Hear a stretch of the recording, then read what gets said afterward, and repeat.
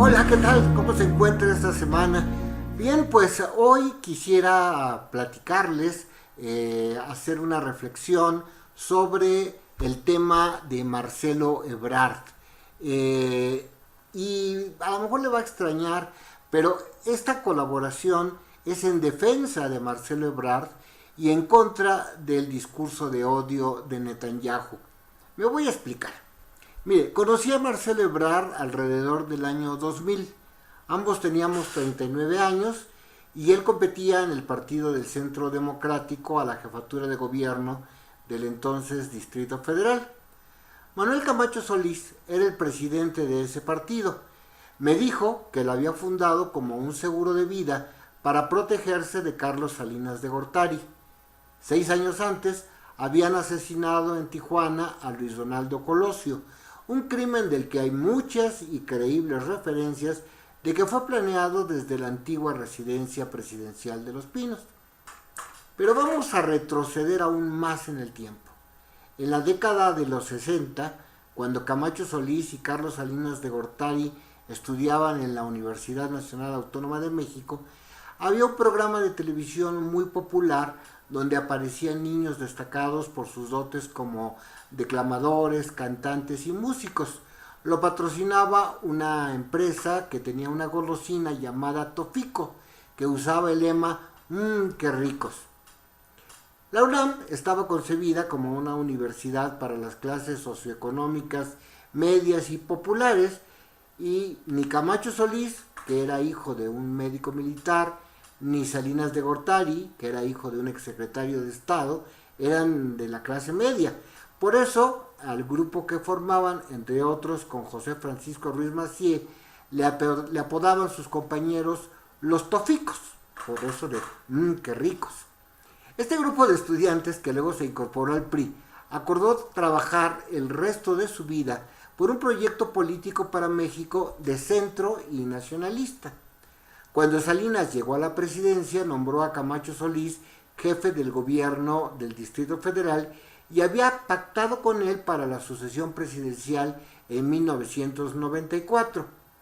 No ocurrió así, el nominado fue Colosio y, como hemos dicho, y es parte de la memoria histórica de muchos mexicanos, este fue asesinado. Entonces, nuevamente nos regresamos unos años.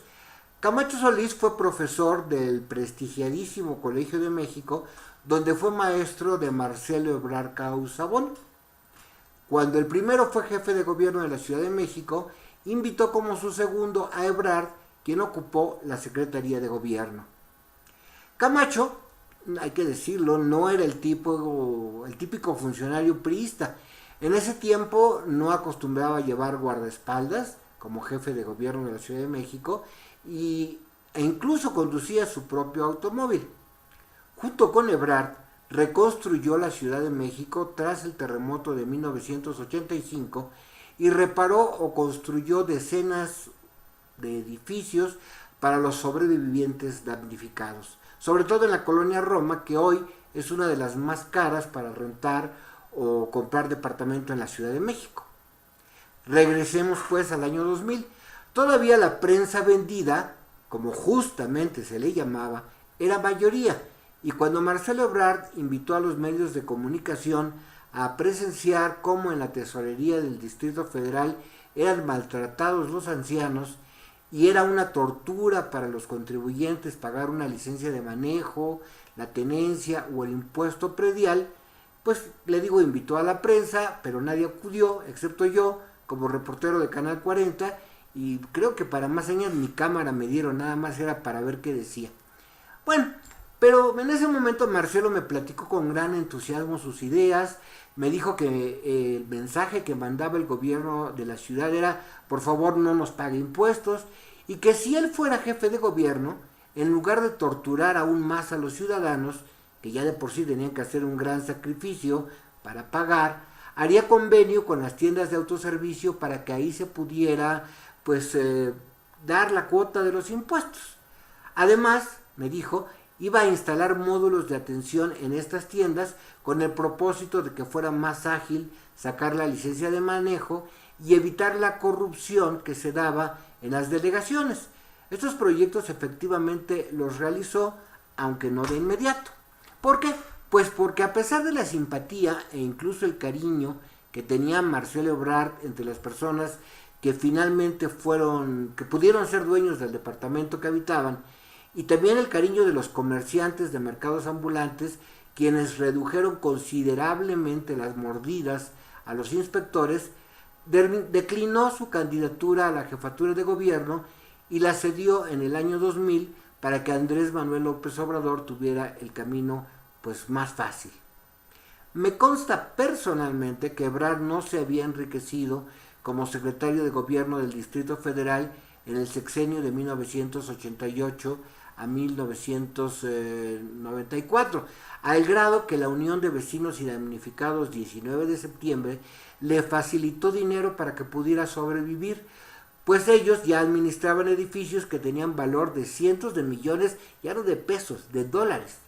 Por cierto, un terreno que había expropiado Ebrard para que se construyera un complejo habitacional para periodistas se convirtió en un estacionamiento, y años después, cuando todo estaba olvidado, estos señores de la UBID lo vendieron a una empresa particular. Pero bueno, López Obrador rescató a Ebrard y le dio como premio de consolación la Secretaría de Seguridad Pública. En ese tiempo, la delincuencia se redujo casi un 10% en el Distrito Federal. Sin embargo, el linchamiento de 3 agentes de la policía en Tláhuac, al extremo oriente de la Ciudad de México, obligó al presidente Vicente Fox a sustituir a Marcelo Ebrard. Estamos cooperando. Edgar Moreno. ¿Qué era lo que estaban haciendo aquí? Somos de la PFP, estamos investigando. ¿Qué investigaban? Narcomenudeo, somos de inteligencia de terrorismo de PFP.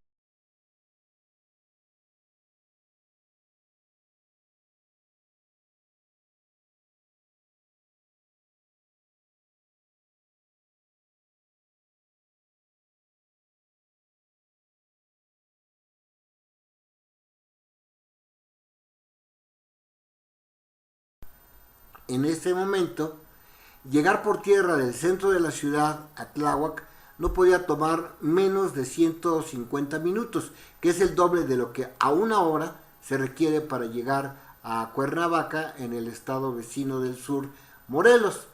Bueno, esta sería, años después, una de las razones para construir la línea 12 del metro, que mejoró la vida de millones de personas. Además, desde el principio, la línea 12 era la más bonita, la más lujosa. No se necesitaba comprar boletos, se podía pasar con una tarjeta magnética. No permitían, y todavía no permiten, la entrada de vendedores ambulantes. Tiene amplísimos espacios para jugar ajedrez y para hacer museos. De hecho, en la estación del metro Mixcoac hay un museo del metro. En fin, echaron la casa por la ventana en el gobierno de la Ciudad de México para tener una línea de metro que realmente, le puedo yo decir como usuario, no la tienen ni en Nueva York. Bueno, pues alrededor del año 2010, con Marcelo Ebrard como jefe de gobierno, el partido Alternativa Socialdemócrata había logrado obtener 2 diputaciones en la Asamblea Legislativa del Distrito Federal con una agenda progresista. Estos legisladores propusieron dejar de encarcelar a las mujeres que abortaban, muchas veces involuntariamente.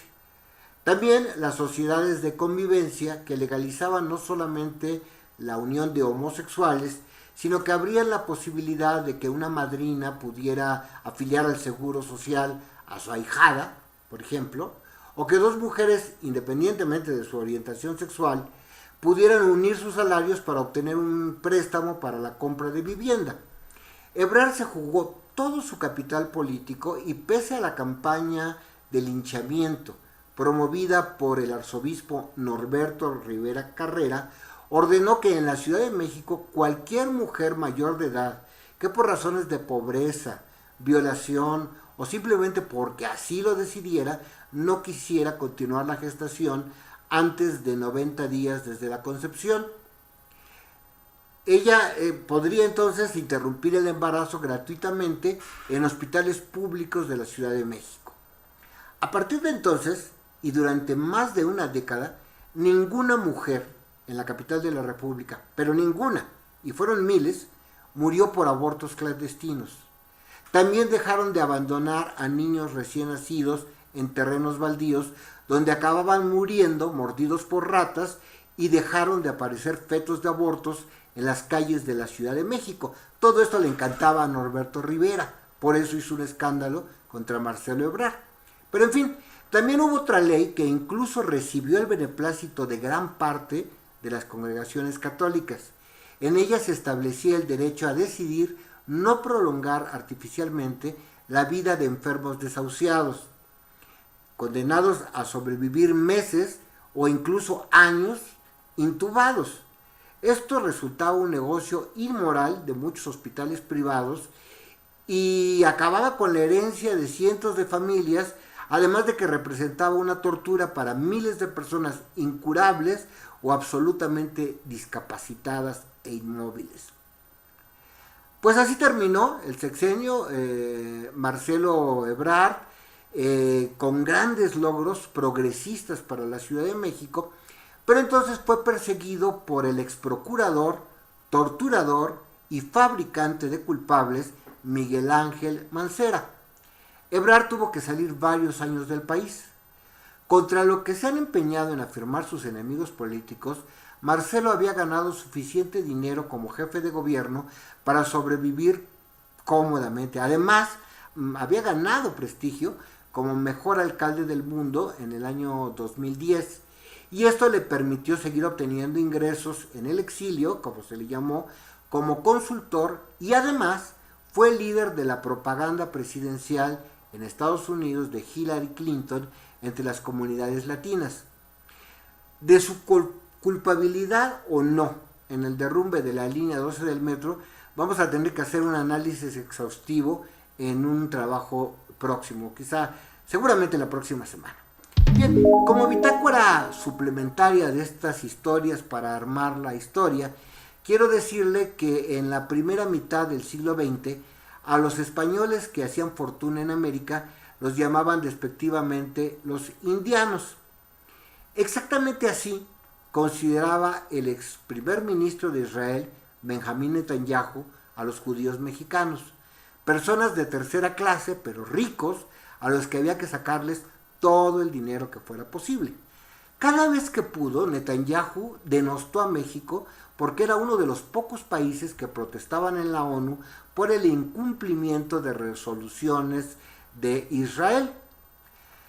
Netanyahu defendió siempre el proyecto de Trump para construir un muro en la frontera México-Estados Unidos y decía que los palestinos eran unos ridículos por pedir que se dejaran de construir ilegalmente en su ya pequeñísimo territorio, y decía que era como si los mexicanos exigieran derechos por la invasión de 1847. Esto lo llegó a decir Netanyahu, ignoraba que estos mexicanos no solo tienen derechos, sino que sus descendientes en Estados Unidos representan un porcentaje importante de los legisladores, juristas, científicos y gobernantes incluso de ese país. Bueno, no olvidemos que Google, la mayor empresa mundial, fue fundada gracias a una tarea que dejó un maestro mexicano a sus alumnos.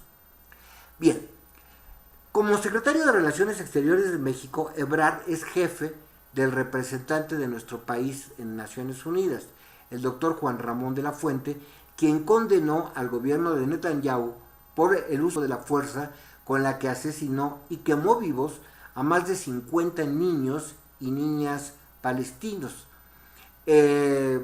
Los quemaron por las bombas o lapidados porque les cayeron encima los edificios en los que vivían. Esto es igual o peor de cruel que la Inquisición cuando quemaba a los judaizantes. Y creo, mejor dicho, afirmo que es peor porque la hoguera no era aplicada a los infantes en la Santa Inquisición. Ahora, los fabricantes de armas, la extrema derecha, es parte de la gente que hoy patrocina el linchamiento contra Marcelo Ebrard por el accidente en que murieron 24 mexicanos. Y sí, cada muerte es lamentable, pero numéricamente inferior a miles que provocó Netanyahu como primer ministro israelí durante 11 años, de 2009 a 2021. Ese ex primer ministro de Israel hizo todo lo humanamente posible por aferrarse al puesto, ya que hay múltiples pruebas de su tremenda corrupción y el negocio que le representó el asesinato de sus vecinos. Netanyahu debe terminar en la cárcel y pronto. Si el Estado de Israel es tan democrático como presume, simplemente no hay otra salida posible. Así pues, en el caso de Marcelo Ebrard y todo este linchamiento que hubo en The New York Times, que además no quiso publicar las respuestas técnicas que dio Marcelo Ebrard, pues son parte de un desgaste inventado, de un linchamiento político, en muchos casos implementado por la extrema derecha de Israel. Este es el comentario de esta semana. Espero, como siempre, que usted nos dé su opinión.